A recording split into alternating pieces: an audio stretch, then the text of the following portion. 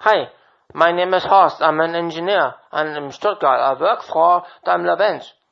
And I can proudly announce Death Punk Talk for Bad Mongols. Rock on!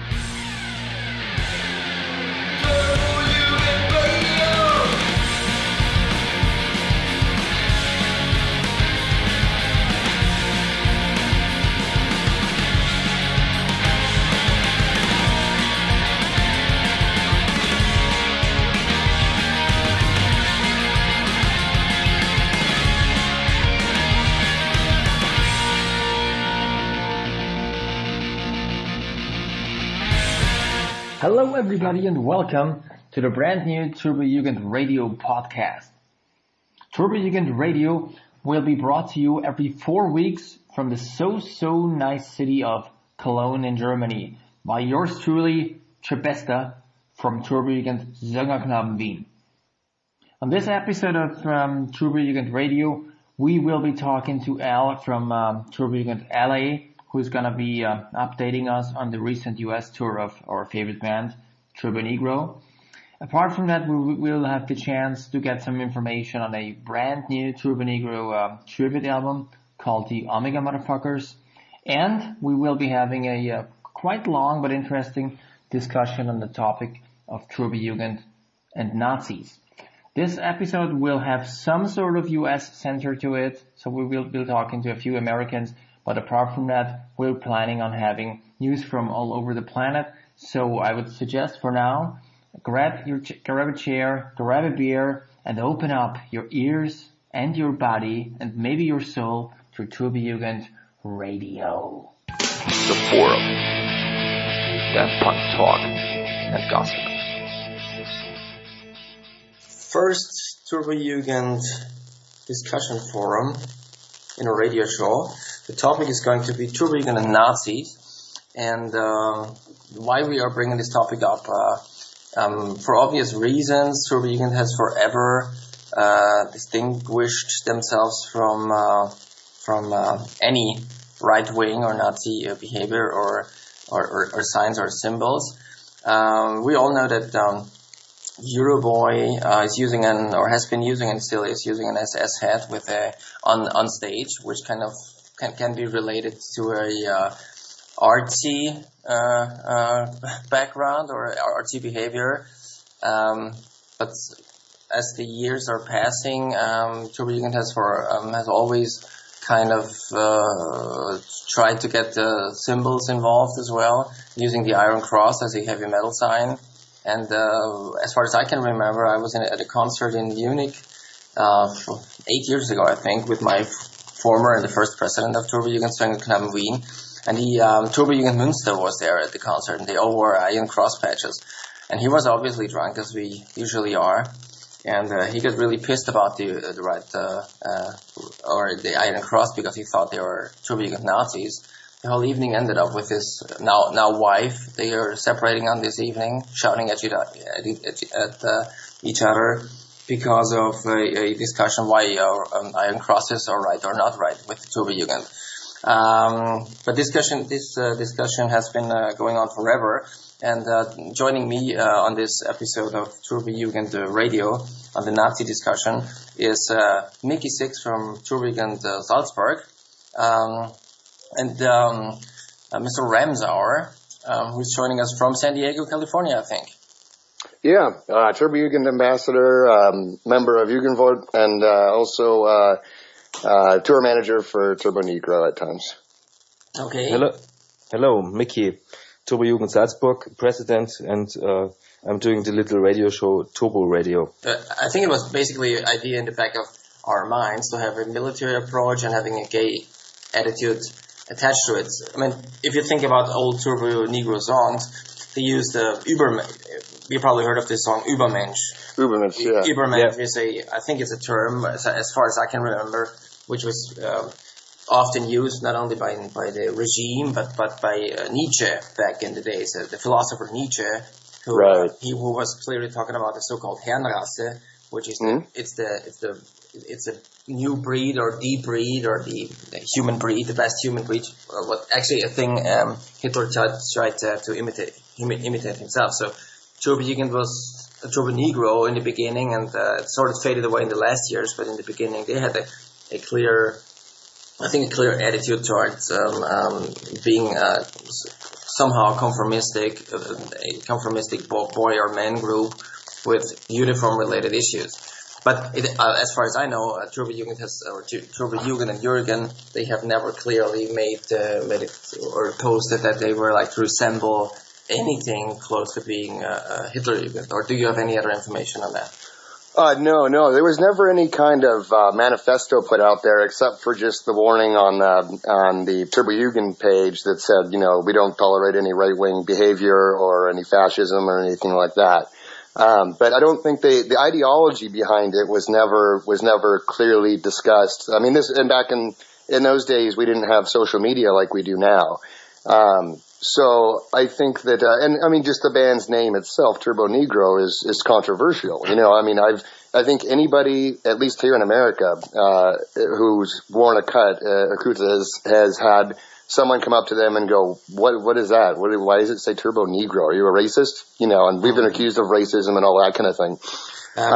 Mickey, have you, since you live in Salzburg, and you were talking about this before the show, Salzburg, as far as I know, people from Salzburg, they tend to be kind of conservative. So have you been approached, because you've done a lot of artwork and posters, have you had any experiences with people walking up to you and referring to you as a Nazi? Yes, actually, when we did the Turbo Negra concert, where we put it out a poster where the singer is nearly in a uniform style, but you can't see any real imagery. Just use the letterhead and the wings of the Reichseagle. But it's only just like a piece of art. It's not nothing Nazi on it, really. And she's holding Hank, who is dead in her arms. And then the anti-fascist groups over here pulled down the posters and made stickers. This is Nazi propaganda. Don't get fooled and things like that.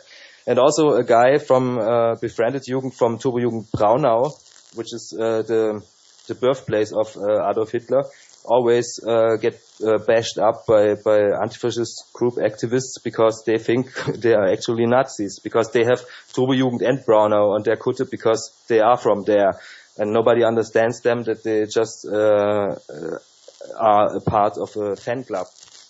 And so it's really interesting to see what other people outside of Turbojugend already think we are. So that's why I'm very aware and sensitive using other imagery than there already is, because you have the name, you have Turbojugend, and you can, if you don't miss history classes, associate Hitlerjugend or things like that.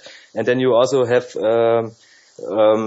symbols with the letterhead, which stands for homosexual and leather and SM activities. But people who don't know this part of subculture think it's like a military or strong, powerful man. And then you have the name Turbo Negro, as Joel explained. And you always have to explain already, if you just have the plain kutte with those symbols and those names, that you are no Nazi over here.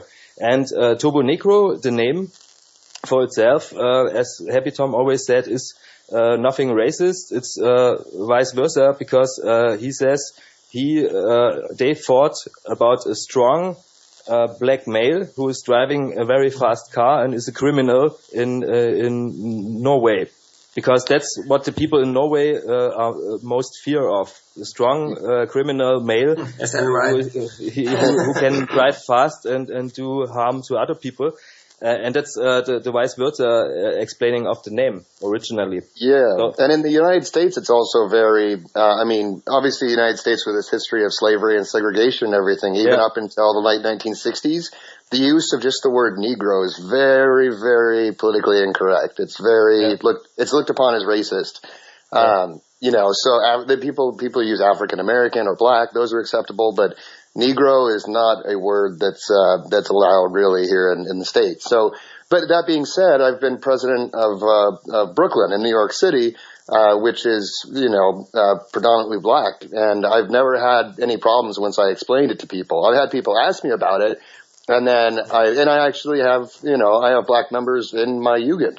And so it's when people when they understand it, it's fine. I've never had any negative experience because I've always been able to explain it. But at the same time, we are putting out there this image, which is kind of, the whole point of Turbo Negro is to be provocative, to be shock rock, to be punk rock, to kind of flip off a middle finger to society.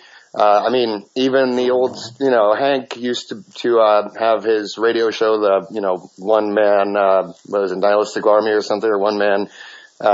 Anyway, so it's one of those things where they're kind of meant to shock, just like Marilyn Manson or Alice Cooper or anything like that. If you think back to Sid Vicious of the Sex Pistols, he clearly wore a swastika t-shirt, which is not by no means anything we should look to, but I'm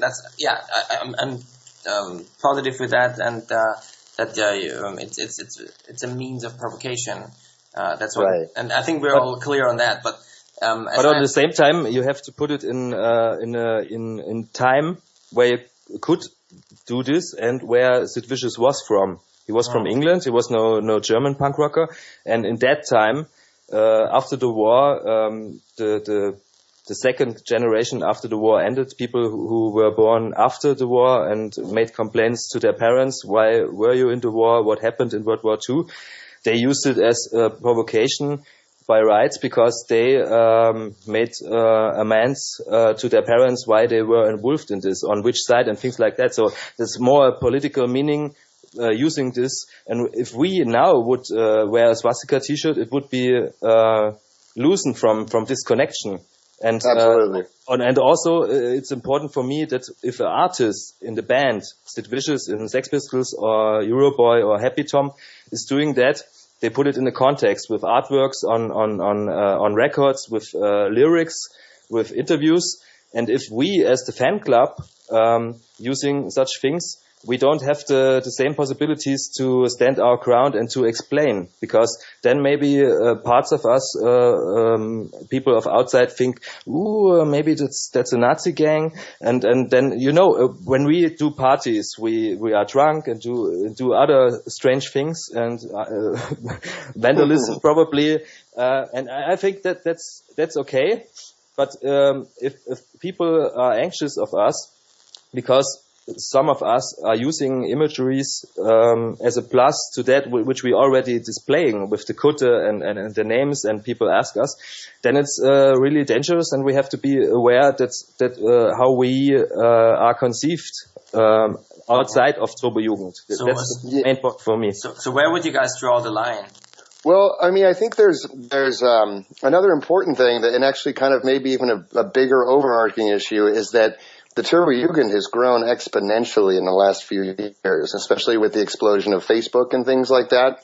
Back when it was just Bored to Death Punk, it was a very small community. But now that it's Facebook, and the band is back together with a new singer, they're touring, you've got a lot of new fans, and those fans are young fans. And I've found a lot of the young and newer Turbojugend members are influenced a lot by the biker gang side of it. They here in America, there's a lot of biker gangs. The home of it's where biker motorcycle clubs started, and so these kids are watching shows like Sons of Anarchy and everything, and they love Turbo Negro, and they see an opportunity to get something that looks like a biker jacket, and it's going to make them look tough. And so we've had issues here in the States, and even in my own Jugend in Brooklyn, with people putting 1%er patches or MC patches and things like that on there. And that's equally dangerous, because there are stories from all over the States of Turbojugend members who have been jumped by motorcycle clubs,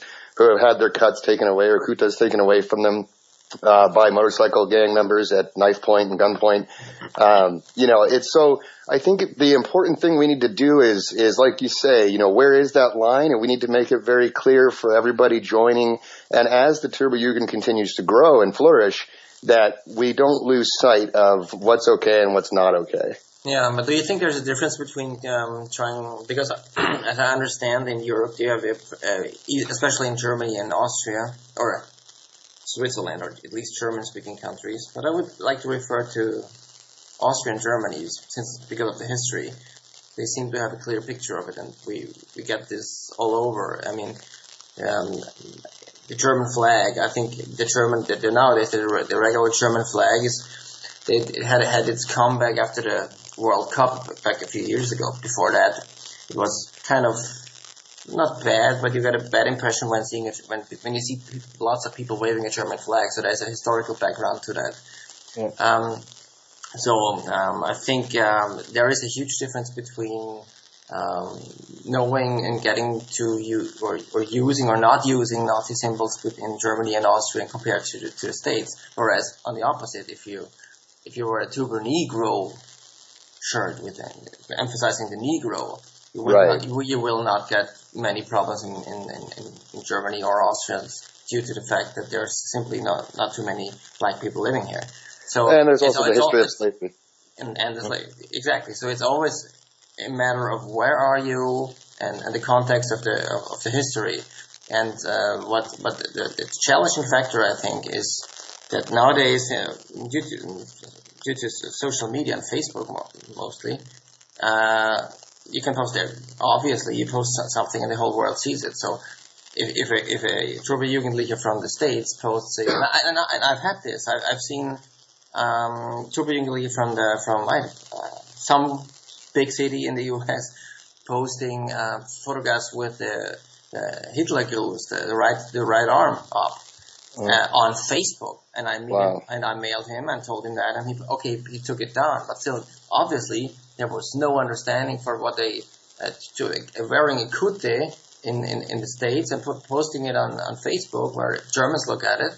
What sort of consequences this could have on German Turbojugens. Right, and that's the thing to remember is that, the actions of one person, any one Jugendlich anywhere in the world can impact everybody worldwide. And so even though it may, in your town or where you live or in your chapter, you may be able to get away with wearing a Nazi symbol and it's not a big deal or something, somebody could see that, in Germany or Austria and get very offended by it. And it could be taken totally differently. And now next time those people see German or Austrian Jugend out, at shows or bars, there's going to be a problem. Exactly. And so we need to mitigate that and be very, very conscious of yes, this is a punk rock thing. Yes, it should be shocking and it's funny and it's all in good taste and it's actually trying to make fun of the Nazis. But that not everyone is going to get that when they first look at you. And, there's going to be a lot of explaining to do. And depending on the extent to which you take that, it could have serious repercussions and cause a lot of harm to other people around the globe. Exactly. And I think that's the main point. I would like to conclude on that as well. I think we all understand that Jugend has always wanted to provoke people and using a certain set of symbols, including the Iron Cross maybe. People will like it or accept it or not. But I think the main point is we really have to be overcautious with using Nazi symbols because we all know that Turbojugend and Turbonegro and we as persons, we distance ourselves strictly against any right-wing issues. But we have always keep our eyes open, and not us being two ambassadors or Mickey here for Salzburg, but clearly on every occasion where Turbojugend meets and times are getting funky and everybody's getting drunk, to prevent a certain image from being transported toward other people. Definitely. And I think you can also draw a line if you use original symbols.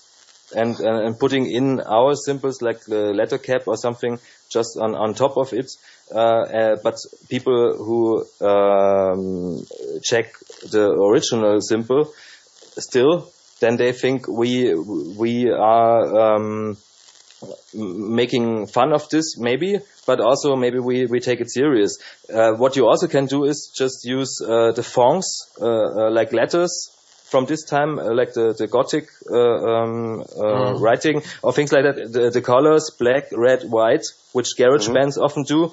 And you also can use the plain Iron Cross thing, which is, I think, in the motorcycle history okay, and people know that there are no Nazis. But what you don't do is original things like the Reichs eagle with they put it on an Inglourious Bastards poster with the swastika, and even in Germany or German-speaking countries, they took off the swastika on the DVD. In the American version, you have the swastika still on it. That's one thing where you can see how difficult it is all over the world to take care of those symbols. Even if it's a film which is about history, in that case, made up history because it didn't happen that way, like it's in the film.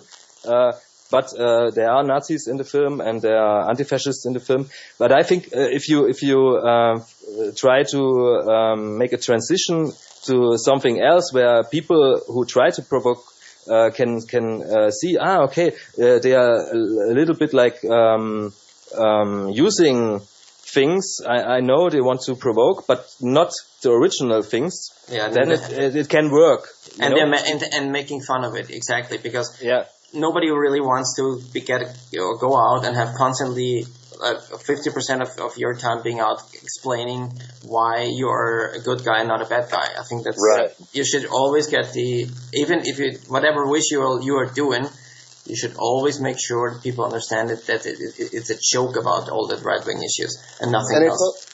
And it's always better to err on the side of prudence. You know what I mean? It's always going to be better to be safe than sorry. You know, and as the Jugend grows and we get younger members and everything, and I think it's just very important to make everyone aware of the fact that even though it might not have any consequences for you or anyone you know, that it could impact people all around the world, and so to just be very careful and very aware of that, and that try and keep that out of the Jugend as much as possible. We already have, exactly like you're saying, we already have enough explaining to do.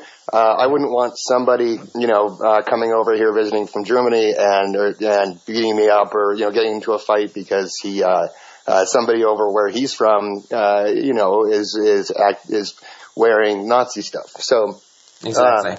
It's just everyone, especially as people get more and more interested in the band and in the Jugend, we really need to set a precedent that says, we're already doing enough explaining and we're already getting enough grief from people.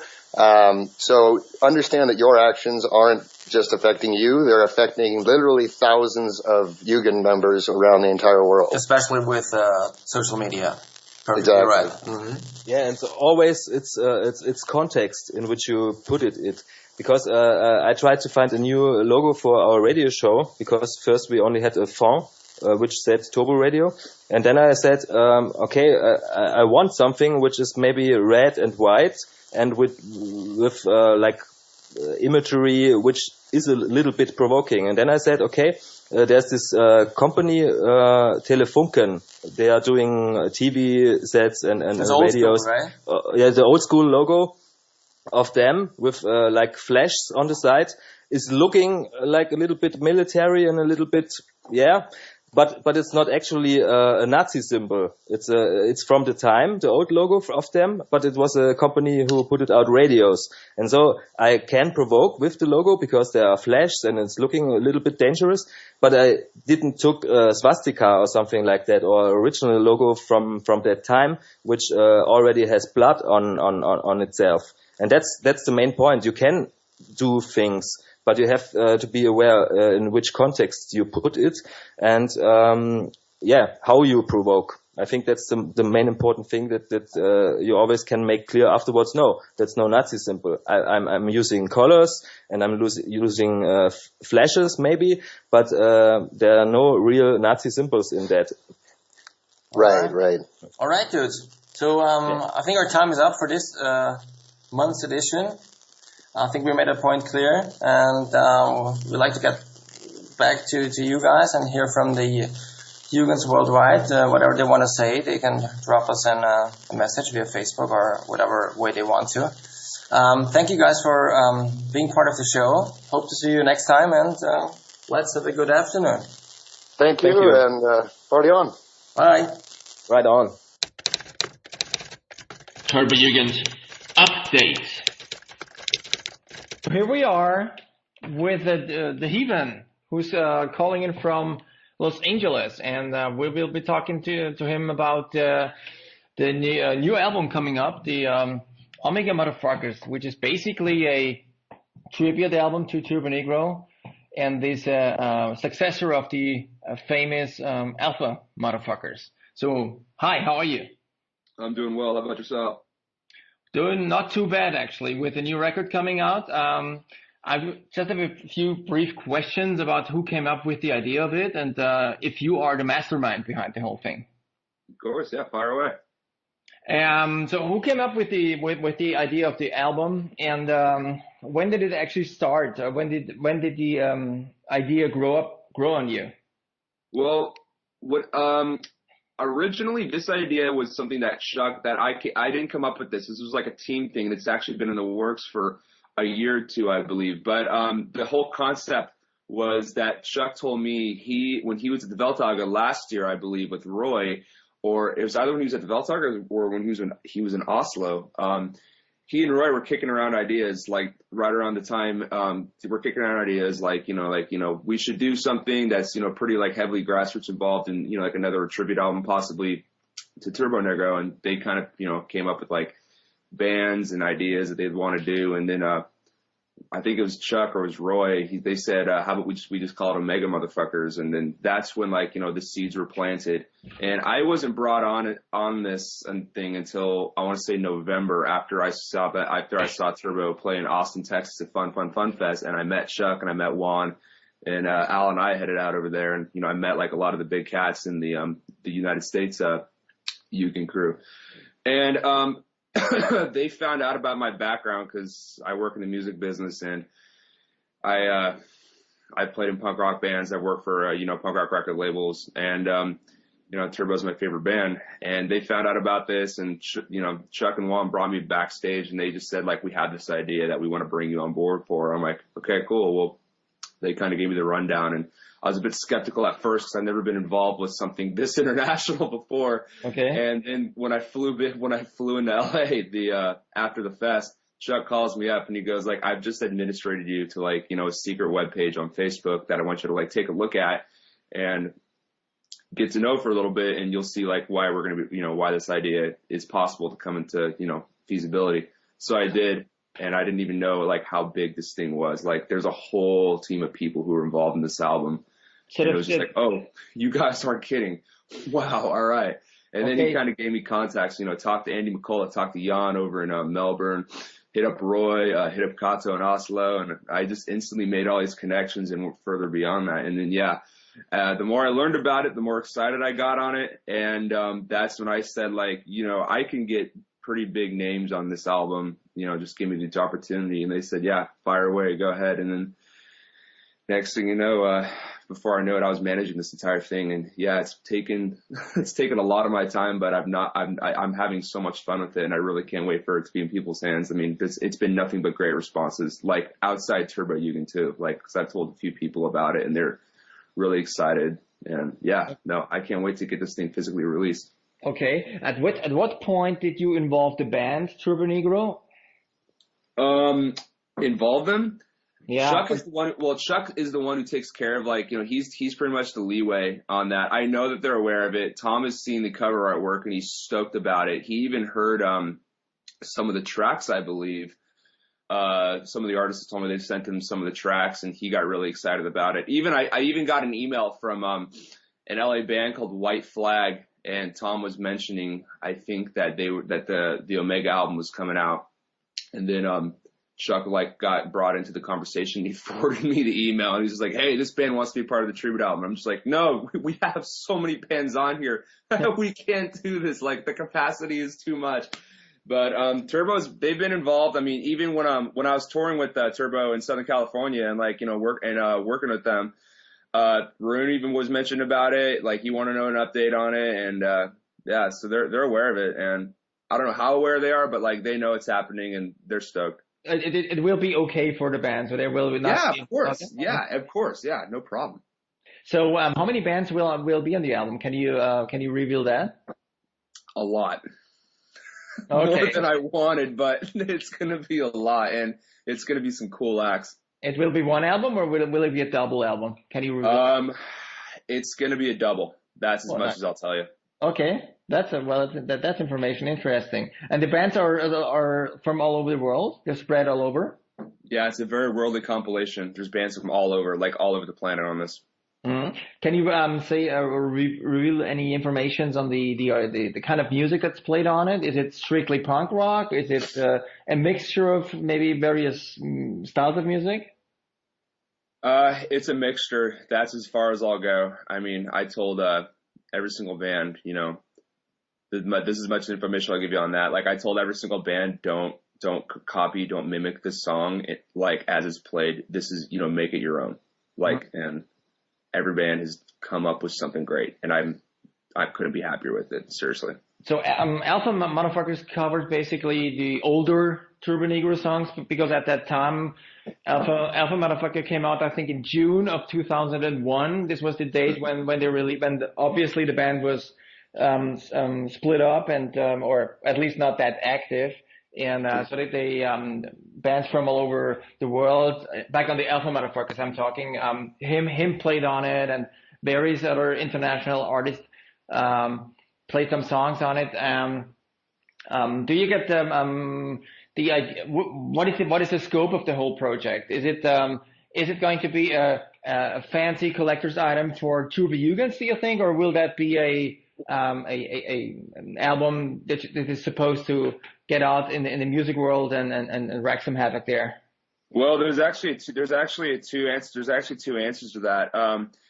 This album it's kind of like, it's almost like a sample in a way for the record label that we work pretty much, which is called Self-Destructo Records, and it was an idea that was conceived by Tearwolf over in St. Paul, Minnesota. He's part of the Pig's Eye chapter. They were using one of these label as a vehicle for his band, the Progenitors, who are actually going to be on the album, as kind of just a vehicle to help get his music out. Eventually it became something bigger than he thought it would be. Those were his words, because when I was brought in, I pretty much put this thing like, all right, let's go full 100% on this thing. Like, I know what to do. I can do this. And, yeah, it was his idea. And originally we're going to be using this just as a vehicle to help carry this label and get it out there. Because we're putting out releases, and, you know, we've got this band called Against the Grain from, Detroit, Michigan, that are, you know, they're just a speed rock band, a la, you know, Zeke and Peter Pan Speed Rock, Fu Manchu, and I even sent some of their stuff over to Suburban Records and the Peter Pan Speed Rock guys, and they're like flirting with the idea of like, well, maybe they should come to Eindhoven next year and play the Speed Rock Festival, and I'm like, yes, maybe they should, or they definitely should, but yeah, we're using this as, you know, we're using the Omega compilation as kind of like, you know, a way to showcase the label, some of the bands that are on it, just to, you know, help get that out there and push it out.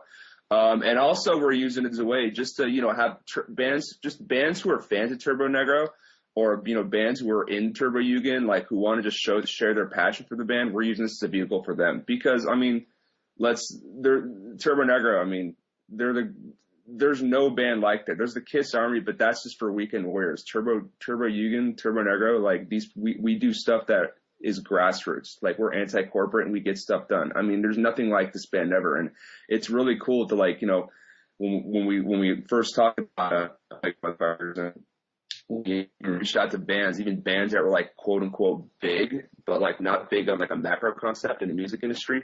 Their reaction was like nothing but like excitement. Like, I can't believe we're doing this. Like, there was no money involved. It was like, what's the track list? Like, let me choose my track. And it was just like, yeah, dude, go ahead, of course. But yeah, no, that's pretty much it. So to answer your question, it's a way to. Go ahead. Oh, it's a way to. You know, I encourage everyone, check out our Facebook page and like see our artists, and, you know, hit me up or hit up Chuck, and we can send you some stuff that like you don't see on there. You know, some digital downloads and everything, because we've got some physical releases. We also got some stuff on iTunes and Spotify. But it's also a way to showcase, you know, people's passion of Turbo Negro, and like, just, you know, because the label, we are a Turbojugend label. There's no doubt about that, and like we just want to help out, you know, brothers and sisters who are, you know, involved in the music scene that are also part of Turbojugend, that really want to do something and, you know, get their music out there. So we're there to help them out any way we can. Great concept. But would you say when you listen to or talk about the songs, can you tell the listeners, will there be only old cover songs, old Turbo Negro cover songs, or old also one of the newer records? I'm talking about the Party Animals and the Retalk. The most information I'll give you on that is the concept is, and just so people can expect it for their knowledge, Alpha Motherfuckers dealt with everything from hot cars up to Apocalypse Dudes. We're a continuation of that. We're dealing with everything from Scandinavian Leather up to sexual harassment. So everything from the reunion back in the early 2000s up to Tony's rise. Awesome information. And can you give the people a hint where they could get the record eventually when it's out and when it's coming and when it's coming out? It's going to be available at Turbojugend. That's going to be our release date. There's no better way to release this thing. And after that, we're going to be distributing it and selling it through the Shop Turbojugend website. And a few months from then, we're throwing the idea of pressing the vinyl as well. So yeah, but Turbojugend, that's the release date. And a lot of the people who are participating on it, they're going to be there. So it's a great way to celebrate them and also celebrate the music of Turbo Negro. So will people be able to get the record in Hamburg at the Turbojugend? Yes, absolutely. Yes. Where should they go to get a copy of it? We haven't really coordinated those logistics out just yet, but talk to me next week and we'll have some information on that. I know we're going to press it and then we're going to ship it out over there, and we're just going to have a few people who are involved just set up shop and just, we'll give them like some promo materials and just say, hey, a DJ can spin it, or someone could play it over the PA, and there's going to be a self-destructive booth, I hope so, set up, and we'll be dealing from there. I mean, I'll be there, and I know that especially during early or late afternoons, there's always that, the place probably Schlemmereck where you can gather during the day. This is maybe that's a good point, because at night, as I know the Jugens, if they buy something at night, there's a less than 50% chance of them keeping it during the heat of the night. So, but you'll come along with an idea how to distribute it at the Turbojugend, and we're all very much looking forward to getting it. Yeah, Chuck, I have actually talked about that, and I'm aware of that. I haven't been to Hamburg yet. I plan to go in 2014. That's like my biggest goal. I've seen pictures of it. I really want to go so bad. I've talked to so many people, online and through email, and I love all those guys, all you guys over there who say, you got to come over to Hamburg. It's like, yeah, I know, man, but I can't afford it at the moment, but I will definitely see you there in 2014. Yeah, that's the thing. What is it? We're very aware of just people at the Schlemmerek, just pounding beers and forgetting stuff. From what I understand, though, is Al's told me so many stories. It's almost like whenever I go to his pad, it's always him sitting outside his place, a beer in hand. He just says, gather around and let me tell you stories of a magical place, and it's called Hamburg, and this bar called the Schlemmerek, and as soon as you go there, you're not going to remember the next 3 days. I'm like, this sounds awesome. Exactly. But okay, then again, if people lose the records at night, it's like with the sailor hats. There's a business model behind the sailor hats, because people would buy it, go to a concert, and lose it 5 minutes later, and they have to buy another one. So that maybe that helps for the Omega motherfuckers as well. So people will have to buy 2 copies, and with them buying 2 copies, or buy them if they buy 2 copies, you'll be probably earning so much money, so you can put it, go to the bank with it, and we're not looking to do that. Yeah, we're not looking to rip off anybody. If anything, just bring someone with them they can trust and just get. I know. I just want to make sure that you come to Hamburg in 2014, because you've sold so many CDs. That's what I'm aiming at. So, all right. So those informations were really interesting. We'll be happily awaiting the presentation of the record in Hamburg at the Turbojugend. It was great talking to you, and I hope to talk to you very, very soon. Dan, thank you so much for the opportunity. Cheers to you. Sure. Cheers. Turbojugend Worldwide.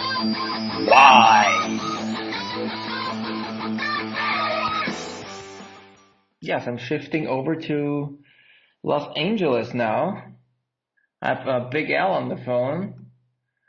And I heard that Turbo was touring the U.S. pretty much the last few weeks. And how many concerts did you actually see?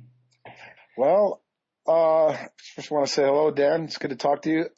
I ended up seeing them 4 times in 6 days. I went to I saw him in Denver, and then I saw him in Orange County, California. It's right outside Los Angeles. Mm-hmm. And then I saw him in San Diego, and then the next day I drove to Las Vegas for the Punk Rock Bowling music festival. So like 4 times in 6 days, and minimal sleep and a lot of partying. But I'm good like that. Okay, so how was the how many Jugend showed up and in those not small towns but not too big towns in California? Was it a Jugend thing, or was it more like a music thing with all sorts of people joining? No, there's plenty of Jugend. Denver's got a really good chapter, and then Fort Collins, which is it's about an hour north from Denver. They've been around for a long time, so I was treated like royalty. I mean, they're so wonderful. I've known the guys from Fort Collins for a good 8 years, and then Chuck and Lay, they live just right outside Fort Collins. So I went to the factory where they're doing the Kutes now, and Can you give a big description? How is that a big place, or how can we imagine that? It's what, as far as the town, or? Well, just the Kute factory, is that a big place? It's really small. I mean, I guess how they're doing it now, they're doing the jackets in Guadalajara, Mexico with Juan from Santanica. So they do everything over there except for the warrior name and the bottom rocker of the country or city that you're from. And then, so they do that in LaPorte, Colorado, which is right outside Fort Collins. That's where Chuck lives. So that's what they do there. So they do the finishing touches in Colorado. Mm-hmm. They put the warrior name and then the bottom rocker, and then they ship it out to wherever it's going. Mm-hmm. So, yeah. At the concerts, were they like many new Jugend showing up, or mostly the old guys, There were some new ones. As a matter of fact, we presented some jackets to some new members at the show, which is pretty cool. During the concert. Mm-hmm. Yeah, so they got their Kutes at the concert. There were some kids from Calgary that were there. There were some new members from Denver and Fort Collins that also got their jackets, so that was pretty cool. Were many Jugens traveling from all over the States, like from across country? Let's see. For the Denver show, there was Jugens from Colorado. I mean, I'm sorry, from Canada. Mm-hmm.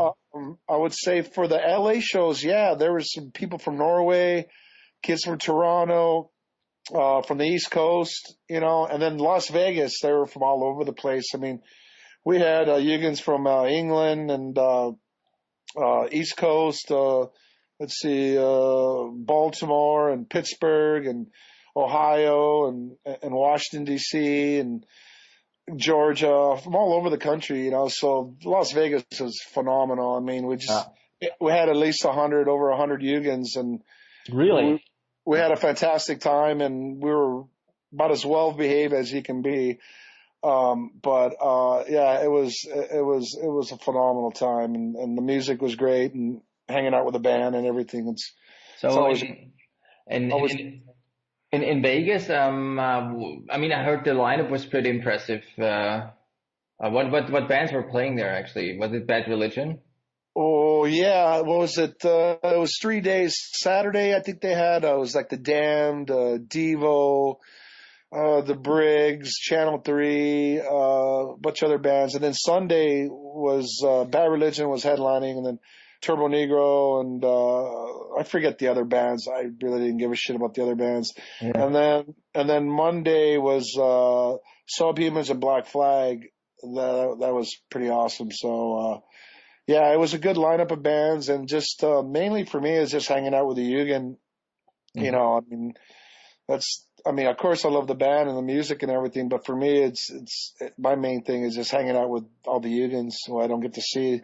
I mean, the Facebook thing is okay, but in the flesh and blood, it's so much better. Seeing them in live and in person. What was Yes. how many people turned up at the Vegas show? At the like, Was as it far as a really big thing? Where did they play in Vegas? In the casino? No, they played like in a giant dirt lot. It's on the old section of Las Vegas. It's called I guess the Fremont Street area. But but I guess this is the 15th anniversary of it and stuff. And excuse me, it was only my first time going, but as far as it was thousands of people.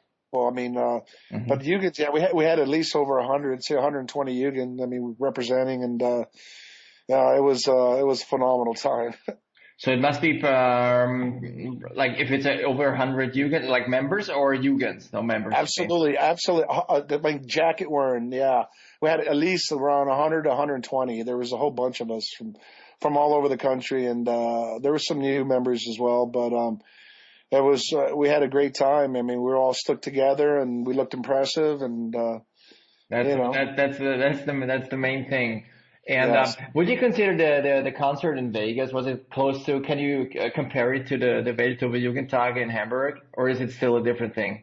It's still kind of different. I mean, I think the Jugendtage in Hamburg I think it's more intimate, but because Vegas is so big and spread out. But I mean, as far as like something that's similar to it, it's kind of close because we're allowed to drink alcohol on the streets in Las Vegas, yeah, just like St. Pauli. But yeah, Vegas is fantastic. But I mean, for me, I mean, nothing compares to Hamburg. I mean, it's just, I mean, you know about it. I mean, it's something very special. So to compare them both, they're both different, but I mean, they're similar fun, but nothing compares to St. Pauli. I mean, it's. I was just thinking that because you mentioned that you're allowed to drink in the streets in Vegas because well, it's a more liberal town seemingly. Is it still more from the perspective of law? Is it easier in Hamburg than in Vegas, or is the police stricter in Vegas than in Hamburg? Or do you get away with more things in Hamburg? Do you think? Yeah, might be a little stricter, but I mean, as long as you're behaved, as long as you don't act like an idiot, they don't mess with you. And they don't have any clocks in Las Vegas. If you're looking for the time, you're not going to find it because the town doesn't sleep. It's 24/7 all the time. So did you have any Jugens hitting the casino and being all like in denim and drenching a casino in denim? How was that? Oh yeah. Absolutely, because we stayed in the casinos, and to walk towards your room, there's slot machines and there's tables everywhere. So I mean, the temptation is there. But I was, I had just, I've already seen them like my fourth time, and I was just kind of on a budget. I just had money for beer, and that was pretty much it. So I just stuck to a beer diet the whole time down there. Well, that's healthier than liquor, because I heard that when you're playing, as long as you're playing, they serve you drinks for free. Would they do that to you guys as well? Because they probably can tell that they will drink a lot. Well, oh yeah. Cause, Jugend money is green like any other money. So, as long as you're playing, you could, they serve you free drinks, Mm-hmm. So, but yeah, it was, Vegas was pretty amazing, Dan. I highly, recommend, a lot of my European Jugend friends or brothers and sisters to go next year. Is that thing in Vegas gonna take place again, or was it just a one-time thing? No, this was the 15th anniversary. So apparently it's been going on for a long time, and I was going to go last year, but I ended up going to Atlanta to hang out with Gary and all the Atlanta Jugens. So but I really want to go again next year, and and have more people like Jugens from Europe. If they want to fly into LA, they could stay with me, and then we could fly over there or just rent a car and all go together, Mm-hmm. Did you drive all the way with the car, or how did you go around in California? Yeah, I drove. I flew to Denver, but when I was back in California, I drove to the Orange County show and the San Diego show, and then I drove to Vegas as well. And luckily, I had the following week off to recuperate. It was wow, lots of drinking and like all night. For me, it's like this is training. It's all training for Hamburg. I mean, so exactly. Yeah, I mean, I've survived Hamburg 3 times already, so I think if I could survive St. Pauli, I could survive anything. That sure is right. How did the turbo sets change from town to town? Did they always play the same songs, or did they like use different old songs? Yeah, I think every night the sets varied. I mean, they would mix in like 3 or 4 different songs, but mainly, they played, a good portion of the new stuff, but then of course, stuff off Apocalypse Dudes and Ass Cobra and Scandinavian Leather and Party Animals and whatnot. Yeah. But, I'm sorry? Did they play any new songs, which they plan to put on another album, a new album? If you noticed. Yeah, no, nothing new. I mean, nothing newer than sexual harassment. And I hung out with the guys. I haven't even thought of asking them that, but maybe when we're in Hamburg, I might ask them that. But this album, it's only been out for a year, so no, I'm sure there's going to be some newer material in the works. I wouldn't be surprised. Okay. And I'm looking forward to it. I mean, always looking forward to new material. How was the response to Tony as the new singer? I mean, it's not new, obviously, but maybe for some people showing up at the shows in the US. Yeah, having known Hank only so far. Yeah, exactly. I think the reaction was fantastic. There was I didn't get to go to the Los Angeles show because I was in Vegas. It kind of bummed me out because that's my town, but. I heard some of the people were, they're used to Hank and they're not used to Tony, but I mean, they need to get acclimated. I mean, he's one of us. He's a Jugend, and he used to sing in that band, the Dukes of Nothing, and he also did press work for the band like 10 years ago, and he was president of one of the most active chapters in Europe, which is London. Mm-hmm. And so I think he's fine. I mean, that his raw voice gives him an edge, it takes him back to between Ass Cobra and Apocalypse Dudes, right in that realm. It gives him a nice kick, and the guy's a gentleman, and sure is. Mm-hmm. Yeah, I really enjoy the new lineup. Rune's back, and Tommy's a great addition. He was a drum tech for a long time, and they sounded fantastic. Yeah, great. Good to hear that Turbo lands in the USA and succeeds. Thanks Al for the hint. Also for next year for the extravaganza in Vegas. Do you know if Turbo is gonna play there? I'm not sure yet, but I hope so. I really hope so. Yeah, we're gonna find out soon. But I would assume that they would play again. I mean, because. And maybe they could do like another short U.S. tour because I think they only played, they played Chicago, New York, Denver, Orange County, San Diego, L.A., and Vegas. That's all they played. So I'm hoping they come back again maybe a latter part of the year or next year. I have a good feeling they will. I guess just that they will let us know, and you can be sure that I'll be probably going there and flying over the Atlantic to catch this Vegas extravaganza because I heard only the best things of it. All right, Big Al, thank you so much for talking to us. We'll do that every month from now. Give us a brief update from the Jugends in the States and what's happening there. Absolutely, Dan. It's my pleasure. And if you come next year, you can stay at my place. Forget hotels. I sure will. Yeah, no problem. Lock the ladies away. Here comes Handsome Dan. Sounds good. All right, brother. All right, bro. Thank you for talking to me, and hear you next month, actually. Anytime. I'm here for you, brother. All right. Take care, Al. Okay, Dan. You too. Bye. All right, bye.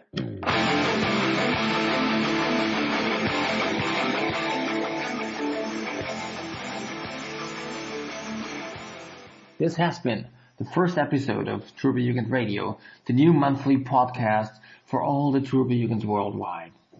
We will be trying to get back to you in 4 weeks. In the meantime, we will be taking our microphones to Hamburg, to the Welt Turbojugendtage, and we will try to catch as many sounds and information about the 3 days in Hamburg, and we will try to hook you up with all the information and the gossip, of course, that happens in the streets of St. Pauli. Next time we will also have a discussion for you, and we will talk to Pandemon 666, who is residing in Mexico, and as a head of Turbojugend Satanica. So to end this episode, tune up your speakers for the Turbojugend Søngerknaben's only and finest B.Engel, who is doing a Turbojugend tribute song covering Billy Bragg and New England. So turn up the volume and open up.